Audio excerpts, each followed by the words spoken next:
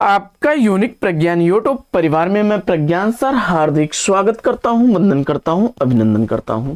प्यारे साथियों, हम लोग हिंदी साहित्य के वस्तुनिष्ठ अध्ययन श्रृंखला में अध्ययन कर रहे थे आधुनिक काल का, द्विवेदी काल का अध्ययन इससे पूर्व की पाठचर्या तक पूर्ण कर चुके थे और आज की इस पाठचर्या में हम लोग प्रारंभ करेंगे छायावाद का अध्ययन।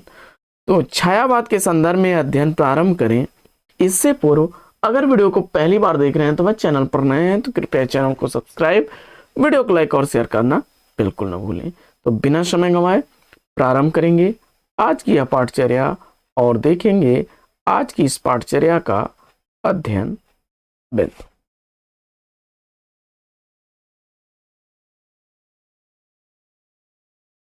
छायावाद।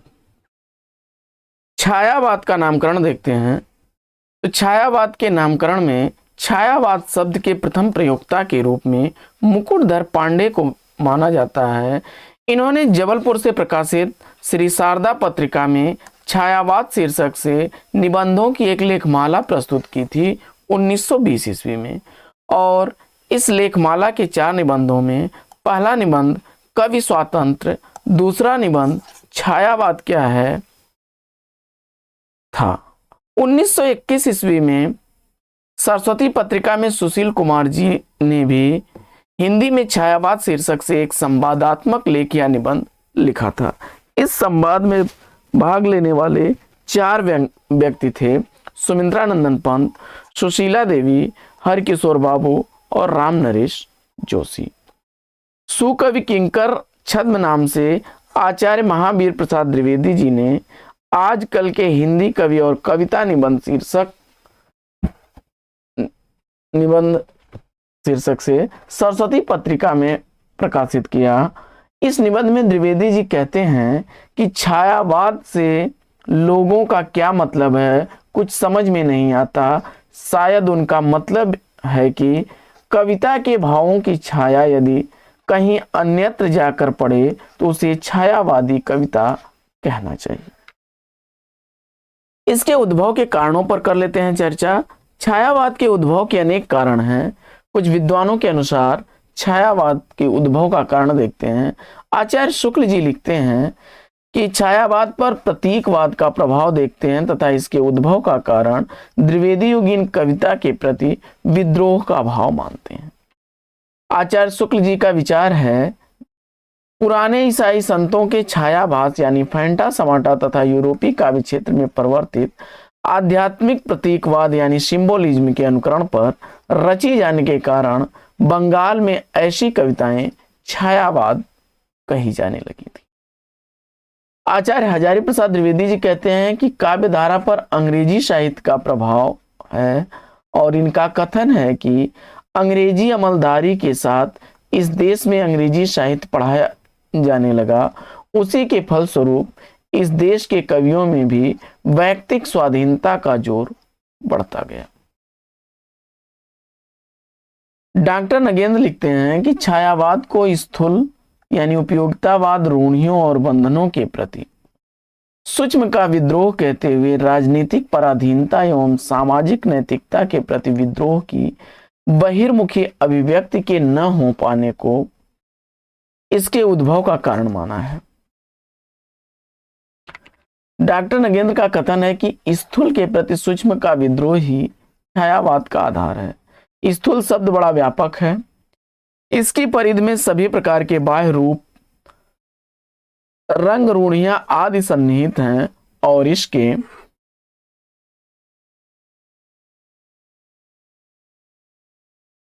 प्रति विद्रोह का अर्थ है उपयोगितावाद के प्रति भावुकता का विद्रोह, नैतिक रूढ़ियों के प्रति मानसिक स्वातंत्र्य का विद्रोह और काव्य बंधनों के प्रति स्वच्छंद कल्पना और टेक्निक का विद्रोह। महादेवी वर्मा जी इसके उद्भव को बंगला साहित्य की प्रेरणा में देखती हैं जिसमें स्वच्छंदतावाद की सहज प्रवृत्ति मिलती है। रामविलास शर्मा इसके उदय का कारण पूंजीवाद का सामंती परंपराओं के विरुद्ध अभ्युदय माना है तथा इसमें अंग्रेजी साहित्य का प्रभाव सामाजिक रूढ़ियों और रीतकालीन परंपराओं का विरोध देखते हैं। शर्मा जी यानी रामविलास शर्मा का कथन है कि छायावाद भारत के नए पूंजीवादी अभ्युदय के साथ उत्पन्न हुआ अपने सांस्कृतिक रूप में उसने सामंती परंपराओं का विरोध किया। विभिन्न विद्वानों के अनुसार छायावाद की परिभाषा देख लेते हैं। सबसे पहले देखते हैं नंदुलारे वाजपेयी जी के अनुसार, मानव अथवा प्रकृति के सूक्ष्म किंतु व्यक्त सौंदर्य में आध्यात्मिक छाया का भान मेरे विचार से छायावाद की एक सर्वमान्य व्याख्या हो सकती है। शांतिप्रिय द्विवेदी जी कहते हैं कि छायावाद वस्तुतः गांधीवाद का काव्य संस्करण है। छायावाद एक दार्शनिक अनुभूति है। डॉक्टर नगेंद्र के अनुसार छायावाद स्थूल के प्रति सूक्ष्म का विद्रोह है। तो वहीं रामविलास शर्मा लिखते हैं कि छायावाद स्थूल के प्रति सूक्ष्म का नहीं वरन थोथी नैतिकता, रूढ़िवाद और सामंती साम्राज्यवादी बंधनों के प्रति विद्रोह था।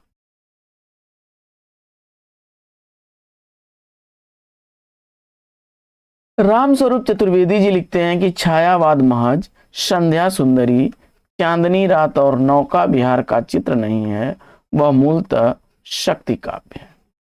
आचार्य हजारी प्रसाद द्विवेदी जी लिखते हैं कि छायावाद एक विशाल सांस्कृतिक चेतना का परिणाम था। जयशंकर प्रसाद जी के अनुसार जब वेदना के आधार पर सहानुभूति होने लगे तब छायावाद में उसे छायावाद के नाम से अभिहित किया जाता है। आचार्य रामचंद्र शुक्ल जी के अनुसार छायावाद शब्द का प्रयोग दो अर्थों में समझना चाहिए।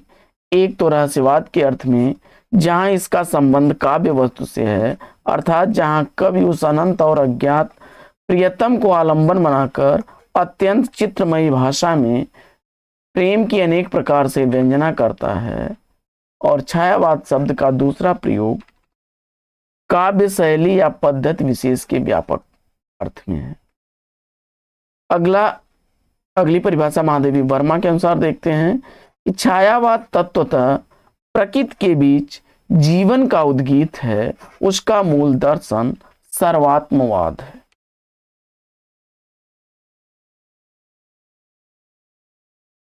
आगे बढ़ते हैं।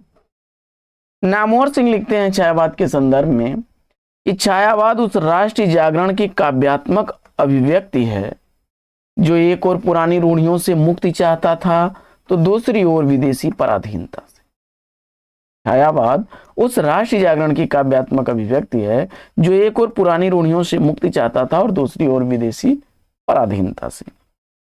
रामकुमार वर्मा जी लिखते हैं कि परमात्मा की छाया आत्मा पर और आत्मा की छाया परमात्मा पर पड़ने लगती है, यही छायावाद है। बाबू गुलाब राय लिखते हैं, छायावाद को परिभाषित करते हैं, प्रकृति की गोचरता की सीमा में बांधकर उसमें आत्मीयता स्थापन करने अथवा किसी वस्तु को उपयोगिता मात्र के दृष्टिकोण से न देखकर उसको भावुकता की कसौटी पर कसने की जो प्रवृत्ति है, वही छायावाद है। मुकुटधर पांडे लिखते हैं कि यह कविता न होकर के कविता की छाया है, परमात्मा के प्रति प्रणय रहस्यवाद है, ठीक उसी प्रकार प्रकृति के प्रति छायावाद। कुछ विद्वानों के अनुसार छायावाद की समय सीमा को देख लेते हैं। बच्चन सिंह के अनुसार 1920 से 38 तक का समय काल जो है वह स्वच्छंदतावाद युग, छायावाद या स्वच्छंदतावाद आदि नामों से जाना जाता है। वहीं हजारी प्रसाद द्विवेदी जी के अनुसार 1920 से 1935 तक का समय काल छायावाद का समय काल है। तो नामवर सिंह लिखते हैं कि छायावाद विशेष रूप से हिंदी के साहित्य के रोमांटिक उत्थान की वह काव्यधारा है जो लगभग 1918 से 1936 ईस्वी यानी उच्छवाद से युगांत तक की प्रमुख युगवाणी रही है। नगेंद्र द्वारा संपादित ग्रंथ हिंदी साहित्य के इतिहास में छायावाद की समय सीमा 1918 से 1938 ईस्वी मानी गई है। नंदुलारे वाजपेयी जी के अनुसार साहित्यिक दृष्टि से छायावादी काव्य शैली का वास्तविक अभ्युदय 1920 के पूर्व पश्चात पंत की उच्छ्वास नाम की काव्य पुस्तक से माना जा सकता है। गणपत चंद्र गुप्त के अनुसार प्रसाद के झरना 1919 ईस्वी से छायावाद का आरंभ माना जाता है।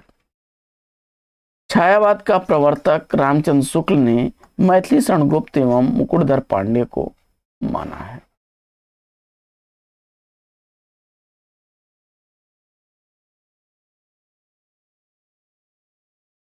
ईला चंद्र जोशी,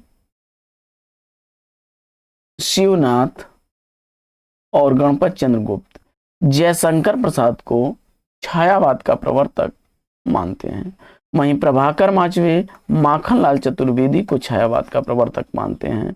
तो नंद दुलारे वाजपेयी सुमित्रानंदन पंत को छायावाद का प्रवर्तक मानते हैं।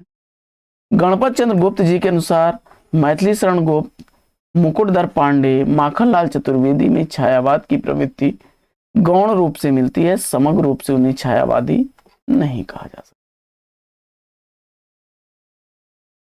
छायावाद के संदर्भ में अन्य तथ्यों पर करते हैं चर्चा। छायावाद की लघु त्रयी अथवा वर्मा त्रयी में महादेवी वर्मा, भगवती चरण वर्मा और राम कुमार वर्मा।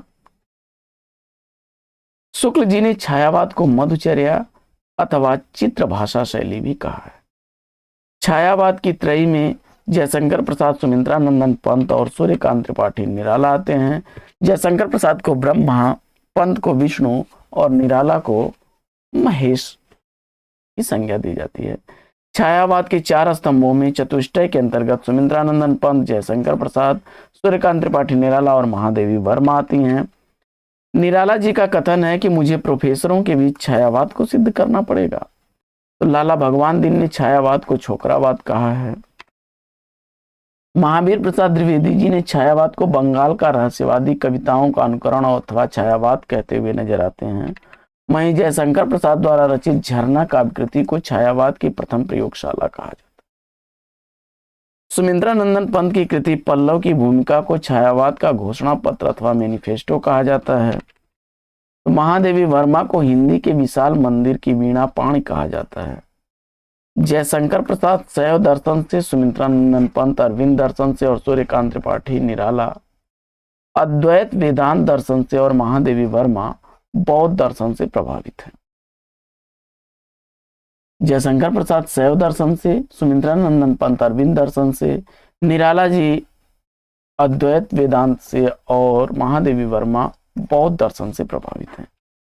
हिंदी में गीत काव्य शब्द का सर्वप्रथम प्रयोग लोचन प्रसाद पांडे ने किया।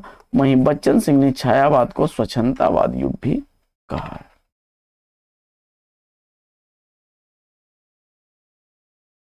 छायावाद की कुछ सामान्य प्रवृत्तियों पर चर्चा कर लेते हैं। तो इसमें मैं शैली का प्रयोग है। आत्म अभिव्यक्ति के लिए आत्मकथात्मक प्रवृत्ति रही है। आत्म प्रसार की आकांक्षा में जीवन के सभी क्षेत्रों में संकीर्णता का विरोध हुआ है। प्रकृति से प्रेम और विराट सत्ता से जुड़ाव है। प्रिय प्रतीक इनके निर्झर और प्रपात हैं।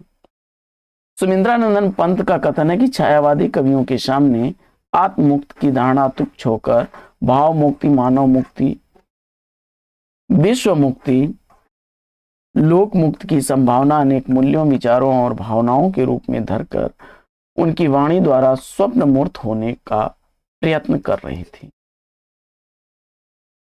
इसके अलावा प्रकृति चित्रण में अथवा स्वच्छंदता, सौंदर्य बोध अथवा स्वच्छंद कल्पना में कल्पना का सहारा, सूर्यकांत त्रिपाठी निराला का निराला की कविता को कल्पना के कानन की रानी कहते हैं। पंत जी पल्लव को कल्पना का बेहुवल नाम देते हैं। वहीं नामवर सिंह के अनुसार कल्पना छायावादी कवि के मन की पांखी थी। वह उसकी स्वतंत्र मुक्ति, विद्रोह, आनंद आदि की आकांक्षाओं की प्रतीक थी। रामविलास शर्मा के अनुसार छायावाद में 2 तरह की प्रवृत्तियां मौजूद है। एक काल्पनिक इच्छा पूर्ति के सपने रचने की, दूसरी वास्तविक जीवन संघर्ष को चित्रित करने की। नारी सौंदर्य और प्रेम का चित्रण। छायावादी कवियों के लिए नारी प्रेयसी, प्रिय, प्रियतमे, सखी, सजनी के साथ ही श्रद्धामयी, करुणामयी, कल्याणी, कलामयी और जीवन सहचरी भी है।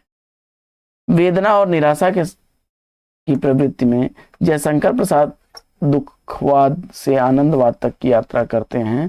पंत जी सुख दुख के मध्य संतुलन की बात करते हैं। तो निराला जी से आशावाद में परिवर्तित करना चाहते हैं। तो महादेवी वर्मा इसे विराट सत्ता के साथ जोड़ती हैं। राष्ट्रीयता के संदर्भ में हिमाद्रि तुंग श्रृंग से प्रबुद्ध शुद्ध भारती जयशंकर प्रसाद का कथन है। तो वहीं भारती जय जय विजय करे सूर्यकांत त्रिपाठी निराला का। तो कीर का प्रिय आज पिंजर खोल दो, जाग तुझको दूर जाना है, महादेवी वर्मा की पंक्ति है।